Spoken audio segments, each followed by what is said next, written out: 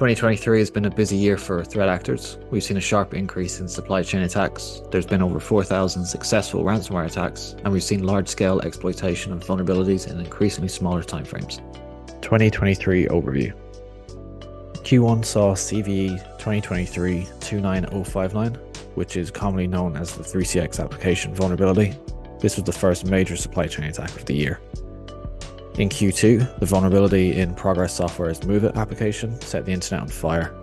This was listed as CVE 2023-34362. The CLOP ransomware group took responsibility for the mass exploitation that we observed over the initial weekend, which led to approximately 200 organizations being compromised. Today, that number is over 2,000, with over 60 million affected users. This led to major supply chain compromises further downstream for the affected organizations and should serve as an early indicator of what we are expecting to see in 2024. Other common trends include exploitation of unpatched systems, which has been a mainstay for many years, creating easy wins for initial access teams. Organizations should make efforts this year to audit their third-party vendors, which will help to minimize their exposure and risk to supply chain attacks. Q3 saw the major ransomware attack on the MGM group, which was curiously claimed by two separate threat actors, Alfie and the Scattered Spider groups. It is unclear if they were working together at different stages of the operation, although Alfie did increase their operational output by 400% during the same timeframe. This was likely the catalyst for the FBI's involvement with them in Q4, where they seized Alfie's PR site. This was promptly taken back by the threat group, and this cycle repeated 4 times before concluding. During the seizures, Lockbit allegedly reached out to several high-ranking developers and affiliates.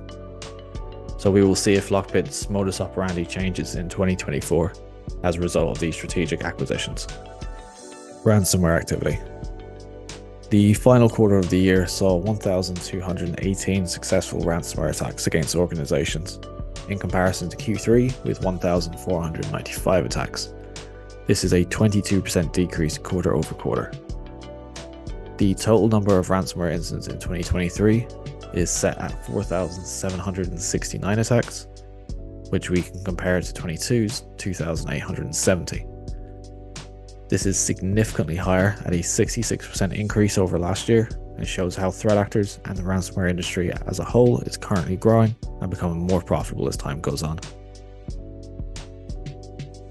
We began monitoring a new group in June called NoEscape, who run a ransomware as a service model, offering to split profits 90-10 for affiliates if the ransom is over $3 million. NoEscape also do not target countries in the Commonwealth of Independent States, which is likely indicative of where their operations are based from. On average, we observed 17 attacks per month from this group, and we have classified them as opportunistic as they target orgs from various countries regardless of their industry vertical. Comparing these figures to Lockbit, who were the top performer again this quarter, they completed 87 attacks per month on average this year and 263 attacks for the quarter between October 1st and December 31st. Looking ahead into 2024. A common theme across the major incidents of the year is an assault on the supply chain, affecting customers downstream. These types of attacks are proving to be more and more lucrative for threat actors, as one successful compromise can grant them access to dozens or even hundreds of customer environments. CISOs should be mindful of who has access to the network and ensure that their vendor's security posture is to an acceptable standard that also aligns with the internal efforts being made to reduce the likelihood of falling victim to such attacks. Focus on NAC, tooling, and ensure that the devices joining your network match your standard. Work with your security partners to perform risk assessment and make a note of the tooling they use as well, which will help reduce your attack surface and improve your security posture.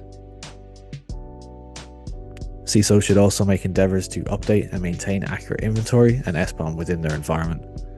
Shepherding these technologies that are active in your network will help security teams identify abnormal activity, as well as provide you with the means to filter your intelligence to just the items that affect your team, allowing you to coordinate patch management and any needed architectural changes.